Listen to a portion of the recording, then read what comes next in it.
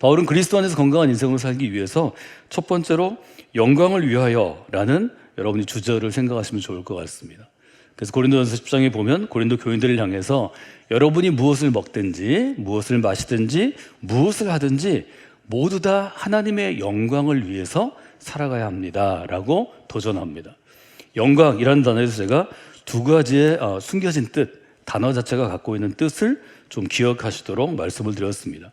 영광이 갖고 있는 첫 번째 단어는 무겁다 하는 것입니다. 영광은 내가 귀하고 가치 있게 여기는 어떤 존재에 무게를 더하는 것입니다. 그래서 하나님을 자기의 삶의 모든 영역에서 최고의 무게로 두는 것입니다. 즉 가치를 두는 것입니다. 그래서 영광을 돌린다는 것은 그래서 아주 내 인생에 제일 무겁게 여기는 존재로 하는 것입니다. 즉 하나님이 첫 번째 자리에 앉으시는 것입니다. 무거운 것은 이번 태풍에서도 보는 것처럼 뿌리가 깊이 심겨지고 또 무거운 그 나무들은 잘 흔들리지 않습니다. 무겁다는 것은 흔들림이 적다는 것입니다. 그래서 그리스도로 살아가는 사람이 하나님의 영광에 초점을 맞추고 삶을 살아가게 되면 어떤 좋은 일에도 인생에 흔들림이 적고 어려운 일을 당해도 흔들림이 적기 때문에 건강한 상태를 유지할 수 있다. 이렇게 여러분들이 생각하시면 좋을 것 같습니다. 사람은 누구나 햇빛이 비출 때는, 말하자면 좋은 일이 있을 때는, 즐거울 때에는, 내가 원하는 일이 있을 때에는 자신에게 영광을 돌리는 성향이 있습니다. 우리 모두가 거기에 자유로울 수 없습니다. 좋은 일이 있으면 그것 봐, 내가 열심히 했더니 되잖아, 내가 결정했잖아, 내가 선택했잖아, 내가 했으니까 잘 된 거야. 이게 자기에게 가중치를 두는 것입니다. 무게를 두는 것입니다. 나의 판단, 나의 생각, 또 나라는 존재에 대해서 실제보다 너무 무겁게 평가하는 거죠. 그래서 이것은 나로부터의 신앙이고 나 자신에게 영광을 돌리는 삶의 태도이고 신앙의 태도라고 말씀을 드렸습니다. 그런데 비가 계속 내리는 날에는, 어려운 날에는, 괴로운 날에는, 힘든 날에는, 불행하다고 생각하는 날에는 하나님을 원망하는 것이 이스라엘 사람들의 태도였고, 사실은 초기 교회 시대, 우리가 초대교회라고 불리우는 바울이 사역하던 시대의 그리스도인들도 똑같았습니다. 지금 우리도 마찬가지입니다. 비가 내리고 계속 내리고 어렵고 좀 힘들고 피하고 싶을 때에는 영광을 돌리지 않는다는 거죠. 이때도 하나님의 영광을 위하여 생각한다면 훨씬 더 건강한 삶이 계속될 것입니다. 좀 예를 들을 때 여러분들이 어려운 일이 있을 때, 비가 계속 내릴 때, 불행한 일이 있다고 생각할 때 이렇게 스스로에게 물어봅니다. 왜 하필이면 나에게 이런 일이 생겼습니까? 이것은 여러분들이 신앙생활을 하면서 기도 생활을 하시는 분들은 하나님을 향하여 또 그리스도를 향하여 여러분들이 이렇게 기도한 경험들이 반드시 있었을 것입니다. 또 저처럼 신앙 공동체 안에서 많은 그리스도인들과 신앙의 길을 찾아가는 사람들에게는, 목회자들에게는 이런 질문을 품고 오는 성도들이 계속 있습니다. 왜 하필이면 이 일이 나한테 생긴 거예요? 되게 하필이면 이 일이 나한테 생긴 것은 되게 병들었을 때, 내가 원하던 일이 잘 안 되었을 때, 나는 정말 이 일을 위해서 하나님이 해주시라고 믿고 정말 열심히 신앙생활을 했는데 그 일이 잘 안 됐을 때, 그때 우리의 마음 가운데 터져나오는 것입니다. 제가 시편의 예를 안 들었는데요, 시편에 보면 이런 절규가 시편이나 혹은 이사야, 또 예레미야, 에스겔과 같은 선지서들에 나옵니다. 왜 나에게 이런 일이 일어난 걸까요? 여러분, 이런 질문이 여러분 안에 있으면 그때 여러분을 잘 보셔야 합니다. 그때 건강한 그리스도인이라는 단어를 떠올리시면 좋겠습니다. 예를 들어서 여러분들이 수고하고 노력하지 않았는데 좋은 일이 생긴 경우도 인생을 돌아다 보면 사실은 여러 번, 아니 자주 있었을 것입니다.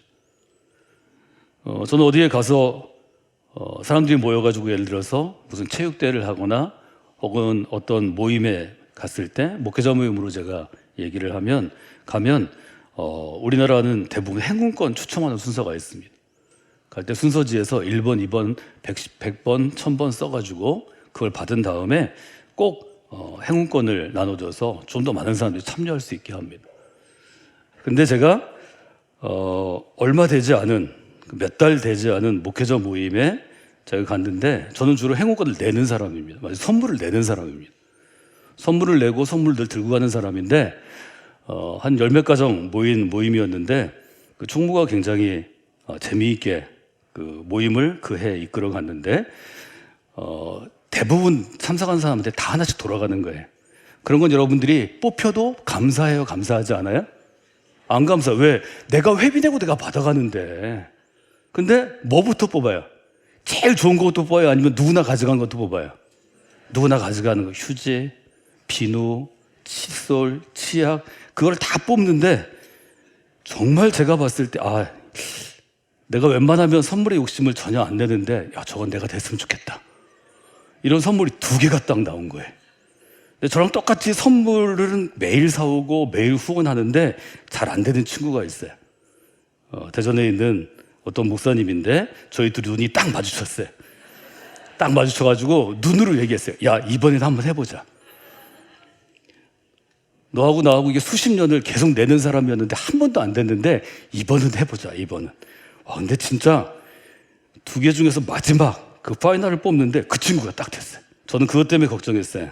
저희가 늘 뭘 받으면 거기 이제 새로운 목회자들도 있고 후배 목회자들이 있으니까 좀 받을 만한 사람한테 주로 많이 줬거든요. 제가 그 친구 보고 눈으로 얘기했어요. 네가 받아야 돼. 이거 옆에 있는 쟤 주면 안 돼. 옆에 있는 김 목사 주지 마. 박 목사 주지 마. 제가 눈빛을 계속 줬어요. 그랬더니 이 친구도 이 선물이 너무 마음에 들었든지 그런 얘기를 다행히 안 하더라고요. 그 순간 제 앞에 앉아있던 후배 목사님이 형님, 우리 바꿔서 합시다. 그러더라고요. 행운권 쪽지를 바꾸자고요. 그래서 제가 웬만하면 뭐 바꾸고 이런 거 2개를 주고 네가 가져라 이러는데 그때는 안 그랬어요. 바꾸자. 딱 바꿨어요. 바꿔가지고 그 총무하는 목사님이 두루두루두루 해가지고 딱 뽑았는데 딱 하는 순간 번호를 발표하는 순간 제 앞에 앉아 있는 그 2 부부가 탁 튀더라고요. 우와 그러는 거예요. 왜? 자기가 갖고 있는 번호였으니까. 근데 지금은 누가 갖고 있어요? 제가 갖고 있어요. 제가 그 친구하고 또 냈어요. 절대 안 돼. 얘 우리 갖고 가야 돼.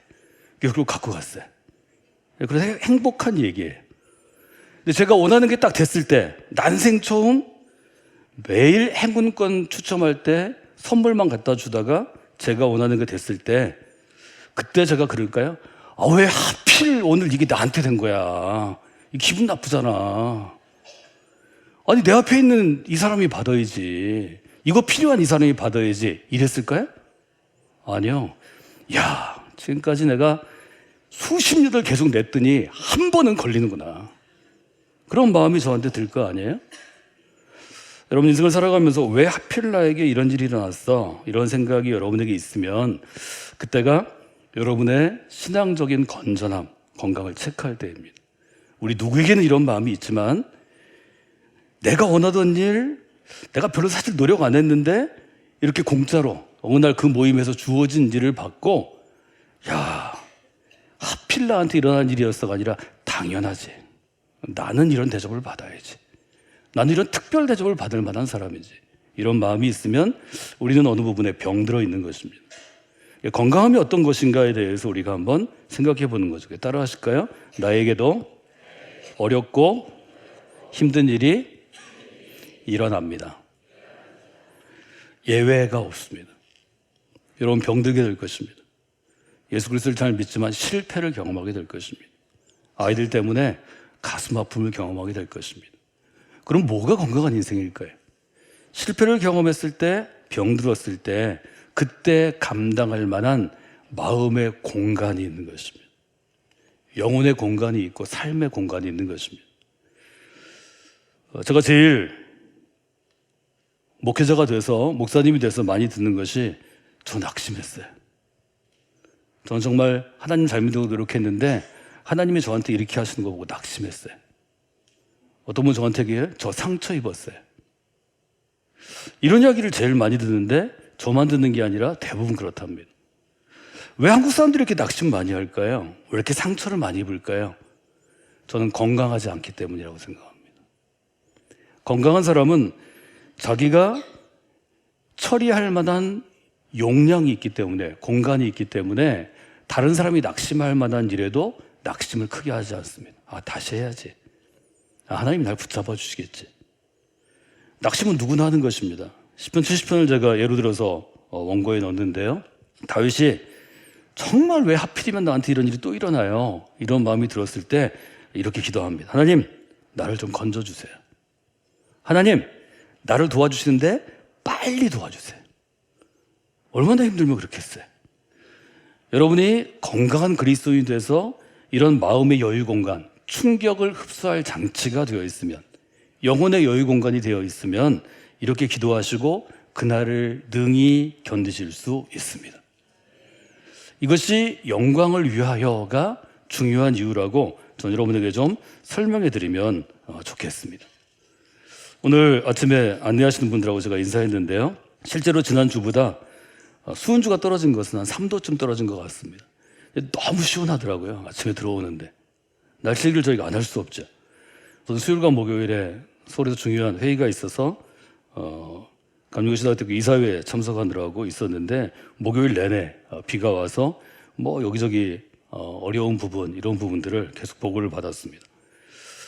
목요일 밤 늦게 내려와가지고 금요일 아침에 이른 아침에 교회 나오는데요. 또 비가 자작자작 내려서 너무 시원하더라고요. 그래서 제가 이제 걸어서 다닐 때는 이어폰으로 노래 듣고 흥얼거리면서 다니는데 제가 걷는 코스가 있습니다. 항상 이제 교회 앞에 왔을 때 반드시 놀이터를 제가 통과합니다. 몇 가지 이유가 있는데요. 이 놀이터는 우리 교회는 제주도의 고차알처럼 허파 같은 역할을 하는 곳이라고 생각합니다. 하나님이 저에게 주신 귀한 선물이죠. 놀이터 옆에 있는 소공원, 또 오고 가는 길이 사실은 차가 없어야 되는 길이죠. 아주 정말 기분 좋게 나왔는데 저 비명을 지르게 됐습니다. 아주 날카롭게 송곳니를 들이대고 있는 날카로운 빈 술병 조각들을 제가 보게 되었습니다. 제가 너무 마음이 아파가지고 작은 조각들은 모으지 않았지만 여러분에게 보여드리려고 모아서 사진을 찍고 제 방에 전시해 놨습니다.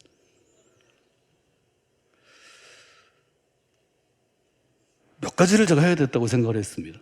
현수막을 디자인했습니다. 처음에 좀 과격하게 썼다가 제가 또 그리스도인이고 또 더군다나 성광교회 목사인데 과격하게 쓰면 교회에 좋지 않은 영향을 미칠까봐 굉장히 화를 가라앉히고 3번 고쳤었습니다. 간절하게 부탁드립니다. 음주하신 후에 술병이라고 썼는데 유리병으로 바꿨어요. 유리로 된 녹색 소주병을 바닥에 깨뜨리지 마십시오. 이것은 어린이들 위한 공간입니다. 그리고 밑에 썼습니다. 누군가 지켜보고 있습니다.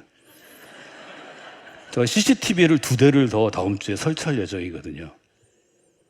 제가 왜 그러냐면 금요일 새벽이 처음이 아니었습니다. 전에는 깨진 유리병을 제가 줍기는 했지만 이렇게 자주가 아니었습니다. 지난 화요일 아침에도 제가 깜짝 놀랐습니다. 비슷한 장소에 사실은 똑같은 술병이 비슷한 모양으로 박살나 있었습니다. 술 마시고 보도블록 바닥에 내리친 것입니다. 파편이 얼마나 튀었는지 놀이터가 여러분 아시는 것처럼 작지 않습니다. 끝에서 끝까지 파편을 찾는데 제가 30분을 찾았습니다. 저 큰 것보다 더 위험한 건 아주 조그만 유리 조각입니다.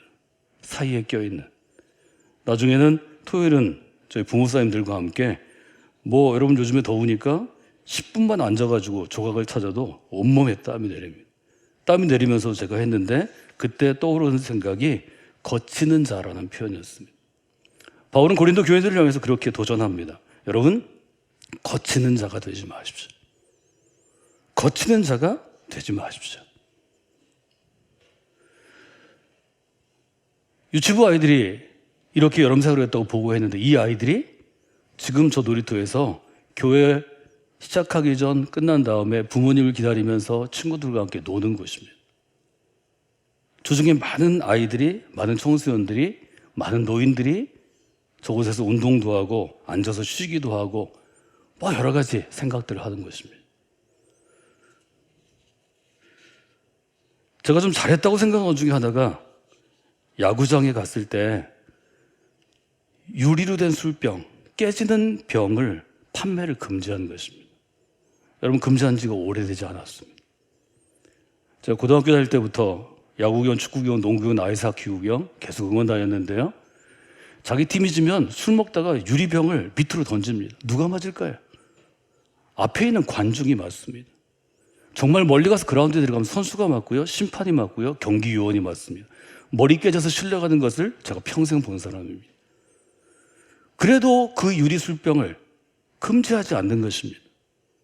청원하고 청원에서 지금은 맥주든 소주든 다 플라스틱에 팔게 되어 있습니다. 여러분, 놀이터가 있는 곳, 대전하루 가면 천변이 있는 곳, 한강에 가면 제가 하는 일은 깨진 유리병을 줍는 일입니다. 누군가는 다칠 거니까요. 그 사람은 자기가 화가 나서 어째서 병을 깼을지 모르지만 누구인가는 거치는 자가 된 것입니다. 거치는 자는 무슨 뜻인가요? 무엇인가가 부딪혀서 넘어지는 것을 의미합니다. 단어 뜻은 그래서 다른 사람들로 하여금 부딪혀서 걸려 넘어지게 하다. 이것이 거치는 자입니다. 여러분이 그리스도로 살아가면서 건강한 삶을 살려면 여러분 때문에 다른 사람이 여러분에게 걸려 넘어지게 하면 안 됩니다. 물론 우리가 조심해도 그냥 내가 내 길을 가도 걸려 넘어지는 사람이 있을 수 있지만 그런 일 있을 때 반드시 돌아봐야 합니다. 걸려 넘어진 사람에게 여러분의 손을 펴서 내밀어야 합니다. 걸려 넘어진 사람을 일으켜 앉게 해야 합니다. 일으켜 세워야 합니다. 저는 그것 때문에 하나님께서 우리들을 선택하셨다고 믿습니다. 저는 그게 그리스도인의 부르심이라고 생각합니다. 우리가 그 역할을 해야 괜히 너무 답답해서 혹은 화가 나서 혹은 정말 나쁜 사람이라 어린이 놀이터에 술병을 깨도 누군가는 그걸 주울 수 있는 것입니다. 저는 여러분이 성곽교회의 공동체가 그런 공동체가 되는 게 그리스도인의 건강함이라고 말씀드리고 싶습니다. 거치는 자는 어떤 사람입니까? 넘어지게 하는 자입니다. 우리 가정에서, 우리 직장에서, 우리 학교에서, 이 도시에서, 대한민국 사회에서 내가 다른 사람을 넘어지게 하는 그런 거치는 존재가 되어서는 아니 되겠습니다. 우리가 할 일은 건강한 그리스도인이 돼서 그렇게 넘어진 사람을 일으켜주고 세워주고 다시 걷게 하는 것입니다. 일어나 걸으라 라고 도전한 초기 제자들, 베드로의 그 외침은 저는 바로 그것이라고 해석합니다. 우리 주변에 거치는 자에게 걸려 넘어진 영혼들이 많이 있습니다. 이번 주에도 다음 주에도 그 다음 주에도 있을 것입니다. 우리가 해야 될 일이 있습니다. 아주 분명하게 바울은 고린도에 있는 교인들에게 얘기합니다. 유대인에게나 헬라인에게나 하나님의 교회나 거치는 자가 되지 말고 나와 같이 모든 일에 모든 사람을 기쁘게 하여 자기의 유익을 구하지 아니하고 많은 사람의 유익을 구하여 그들로 구원받게 하라. 세 가지가 동시에 과정처럼 이어지는 동사가 있죠. 기쁘게 하다. 여러분이 거치는 자가 아니고 넘어져 있는 사람에게 손을 내밀어서 일으켜 세우면 그 영혼과 그 마음과 그의 인생 가운데 기쁨이 흘러들어갑니다. 여러분이 그를 기쁘게 하는 것입니다. 여러분들이 일으켜 세우는 일을 하는 것은 많은 사람에게 유익함을 줍니다. 이때 유익은 이로움을 주는 것입니다. 비즈니스로 얘기하면 이익을 주는 것입니다. 그래서 유익하게 합니다. 많은 사람을 기쁘게 하고 유익하게 하면 그 일이 그리스도인이 했을 때, 교회 공동체가 했을 때 어떤 일이 일어나는가 하면 구원을 받게 하는 역사가 일어납니다. 그리스도 안에서 건강하게 살아가면 주변에 많은 사람이 구원을 받는 길이 열리는 것입니다. 여러분이 걸어가는 길이 바로 그 길입니다. 기쁘게 하는 것, 유익하게 하는 것, 구원받게 하는 것. 이것 때문에 하나님이 교회를 세우신 것입니다. 우리들을 불러 교회 되게 하신 것입니다. 여러분이 그 일 가운데 쓰임받는 분들이 되시리라 저는 그렇게 기대합니다. 이것이 건강한 인생이라고 우리가 정의할 수 있는 것입니다. 그러므로 건강한 그리스도인은 어떤 사람인가요? 건강한 그리스도인은 누구에겐가 거치는 존재가 되지 아니하고 구원으로 인도하는, 기쁨과 유익과 구원을 주는 표지판과 같은 것입니다. 저희 성도들과 함께 종교개혁지 순례할 때, 또 청년들과 함께 종교개혁지와 유럽 문명지 순례할 때 저희가 스위스에서 들리는 곳이 루체른 호수 옆에 있는 리기산입니다. 리기산 정상에 갈 때 이정표가 있습니다. 이정표를 굉장히 재밌게 만들어서 제가 갈 때마다 조금씩 다르게 사진을 찍습니다. 저 이정표 끝에 가면 그냥 올라가는 길이 왼쪽에 있지만 오른쪽으로 가면 누군가 세워둔 십자가가 있습니다. 전 저 십자가 앞에서 아주 오랫동안 앉아 있습니다. 저만 앉아 있는 게 아닙니다. 많은 사람들이 어린아이든 젊은이든 나이 든 사람이든 십자가의 앞에 앉아 있는 사람은 저는 그리스도인이라고 생각해 봤습니다. 그 앞에 사진 찍고 다른 짓 하는 사람은 스쳐가지만 수백 명이 지나가도 그 앞에 앉아서 뭔가를 골똘하게 생각하는 사람들이 있습니다. 여러분은 그런 존재입니다. 교회는 그런 공동체입니다. 우리가 그것을 매일매일 품고 살아가면 우리의 신앙생활이 사실은 감동 없고 일상적이고 습관적인 신앙생활이 많이 바뀌어질 수 있습니다. 여러분, 건강하다는 것은 온몸의 감각이 깨어있는 것입니다. 세포가 깨어있는 것입니다. 우리 영적인 세포와 신경과 감각들이 깨어있어야 합니다. 하나님께 영광을 돌리는 가장 보편적인 우리의 신앙 표현이 찬송하는 것입니다. 그래서 오늘 여러분과 함께 한국교회가 지난 40년간 가장 많이 불렀던 찬양 중에 하나인 찬양하라 내 영혼아, 찬송하라 내 영혼아, 송축하라 내 영혼아, 경배하라 내 영혼아를 선택했습니다. 찬송하다는 것은 그의 이름을 높이는 것입니다. 하나님의 이름을 높이고 그리스도의 이름을 높이는 것입니다. 그런데 이 찬송하다라는 단어 속에 있는 몇 가지 뜻 중에 하나가 뭐냐면 추천하다입니다. 우리가 먹든지 마시든지 하나님의 영광에 초점을 두고 살아가면, 우리가 무슨 일을 하든지 거치는 존재가 아니고 남을 일으켜 세우는 그런 존재로 살아가면, 그런 우리의 삶 자체가 누구의인가는 추천장이 된다는 거죠. 누구의인가는 길을 찾는 이정표가 되고 표지판이 된다는 거죠. 여러분, 정말 건강한 그리스도는 햇빛이 내리쬐는 날에도 하나님을 찬송합니다. 비만 내려서 어렵고 힘든 때에도 하나님을 찬송합니다. 누군가 그것을 보고 있다는 거죠. 누군가 그것을 알고 있다는 거죠. 그래서 거치는 존재가 아니라 하나님 나라의 유익이 되고 사람들을 기쁘게 하고 사람들을 구원의 길로 인도하는 표지판으로 쓰임받는 삶이 되라고 바울은 도전하는 것입니다. 이 도전은 지금 우리에게도 여전히 유효합니다. 여러분이 우리가 그리스도인을 살아가는 것, 교회를 이루는 것, 신앙을 좀 더 성숙하고 건강하기 위해서 노력하는 것에 게을리하지 않으면 하나님이 순간순간을 우리들의 삶을 붙잡고 사용하십니다. 거기에 쓰임받는 여러분들이 되시기를 원합니다. 두 가지 키워드를 여러분이 기억하자면, 우리의 삶은 영광을 위하여를 기억하고 살 때 건강해집니다. 기쁨을 위하여를 기억할 때 건강해집니다. 기쁨과 유익은 제가 설명 안 드렸지만 누군가의 유익을 위하여를 생각하면 여러분의 삶이 건강해집니다. 이 한 주간 여러분이 더욱더 건강한 그리스도로 살아가시기를 주님의 이름으로 부탁을 드립니다.